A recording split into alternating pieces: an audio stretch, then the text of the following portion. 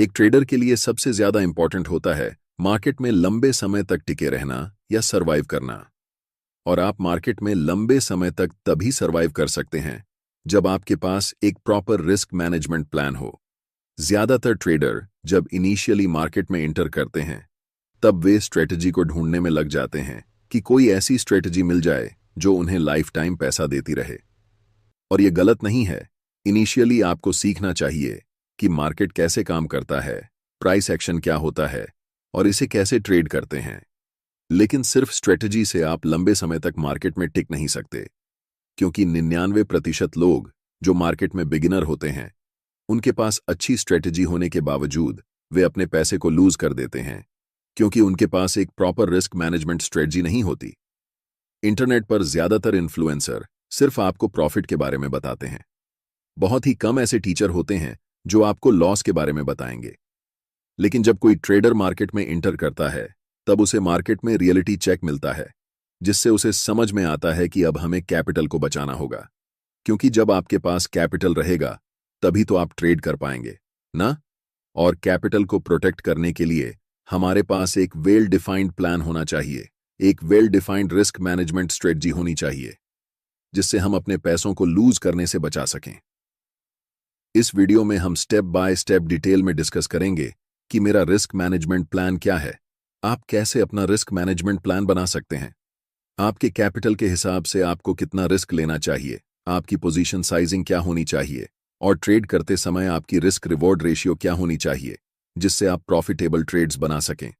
आप में से ज्यादातर बिगिनर ट्रेडर हो सकते हैं कि इस वीडियो को पूरा न देखें, क्योंकि इसमें ऐसा कुछ नहीं बताया गया है जो एक्साइटिंग हो।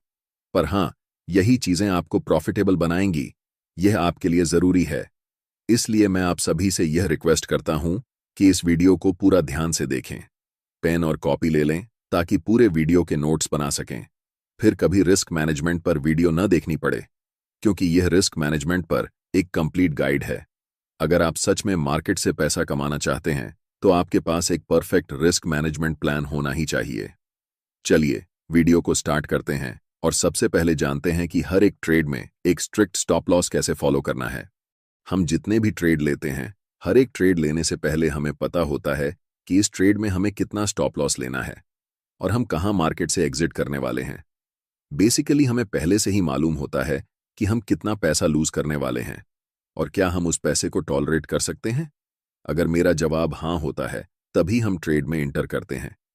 ज्यादातर ट्रेडर्स जब इनिशियल स्टेज में ट्रेड लेते हैं उनके दिमाग में कुछ ऐसा चलता है कि ये स्टॉक अभी 10 रुपए का है, 15 रुपए जब जाएगा तो हमें 5 रुपए का प्रॉफिट होगा।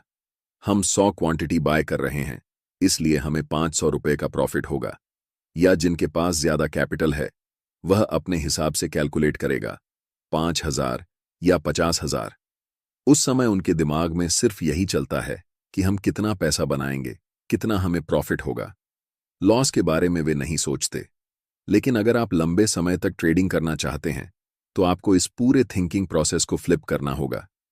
अब आप ऐसे सोचेंगे कि यह स्टॉक अभी 10 रुपए का है, हम इसमें 2 रुपए का स्टॉप लॉस लेने वाले हैं। अगर हम 100 क्वांटिटी में खरीदते हैं तो हमें 200 रुपए का नुकसान होगा। और क्या यह 200 रुपये नुकसान लेने से मेरे इमोशंस में कोई बदलाव आएगा? अगर आपका जवाब नहीं है तो ऑफ कोर्स आप उस ट्रेड में एंट्री लीजिए, क्योंकि ऐसे ही ट्रेड को आप कॉन्फिडेंस के साथ होल्ड कर पाएंगे और आप अपने टारगेट या फिर स्टॉप लॉस तक ट्रेड में बने रह पाएंगे। जब भी चार्ट्स पर मेरा सेटअप बनता है तब एंट्री लेने से पहले हम स्टॉप लॉस के बारे में सारी चीजें अच्छे से कैलकुलेट करके अपनी रिस्क कैपेसिटी के हिसाब से एक फिक्स्ड क्वांटिटी के साथ ट्रेड एग्जीक्यूट करते हैं। अब ऐसा नहीं है कि अगर हम रिस्क लेने में कैपेबल हैं तो हम कहीं पर भी रिस्क ले लेंगे। हमेशा रिस्क के मुकाबले रिवॉर्ड अगर बड़ा हो तभी ट्रेड में एंट्री लेना प्रेफर करते हैं। उदाहरण के लिए, अगर हम आपको कहें कि इस ट्रेड में आपकी विन रेट 50% है, यानी कि इस ट्रेड में प्रॉफिट होने की चांसेस 50% हैं, लेकिन यहां रुपये 100 के रिस्क पर सिर्फ रुपये 10 का रिवॉर्ड है, क्या आप ऐसे ट्रेड में एंट्री लेना चाहेंगे?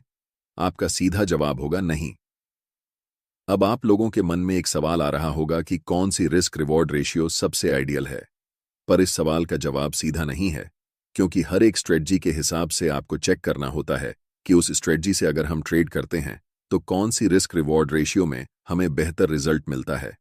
और आप जो भी स्ट्रेटजी को फॉलो करते हैं, चाहे वह प्राइस एक्शन हो, ट्रेंड लाइन सपोर्ट हो या कोई और स्ट्रेटजी, उसे पहले बैक टेस्ट करिए।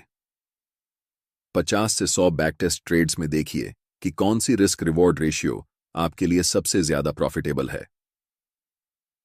आइडियली मैं आपको बता दूं जो मैं फॉलो करता हूं। अगर मैं कोई स्विंग ट्रेडिंग कर रहा हूं तो 1 से 3 का रिस्क रिवॉर्ड रहता है, और अगर मैं इंट्राडे कर रहा हूं तो 1 से 2 का रिस्क रिवॉर्ड मिनिमम होना चाहिए। अगर 1 से 2 का रिवॉर्ड नहीं हो रहा है तो हम उस ट्रेड में एंट्री नहीं लेते हैं। ये मेरा रूल है। आप चाहें तो इसे अपने हिसाब से एडजस्ट कर सकते हैं, मॉडिफाई कर सकते हैं। मैं आपको एक चार्ट दूंगा जिससे आपको यह पता चल जाएगा कि आपकी स्ट्रेटजी की विन रेट के हिसाब से आपको किस रिस्क रिवॉर्ड रेशियो में प्रॉफिट, लॉस या फिर ब्रेक इवन होगा।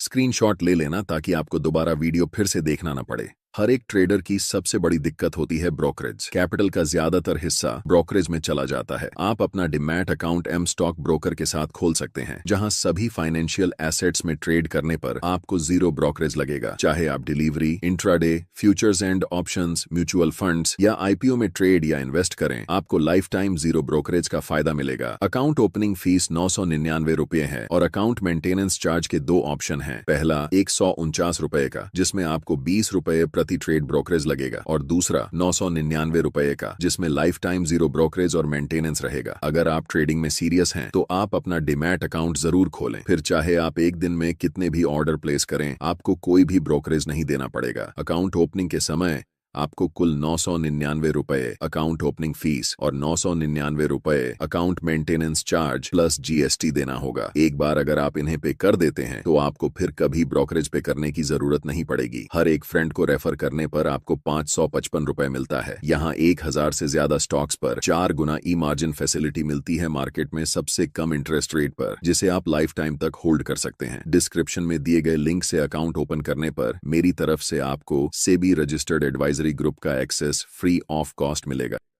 अब आपको यह समझना होगा कि हर ट्रेड में आपको कितना रिस्क लेना चाहिए।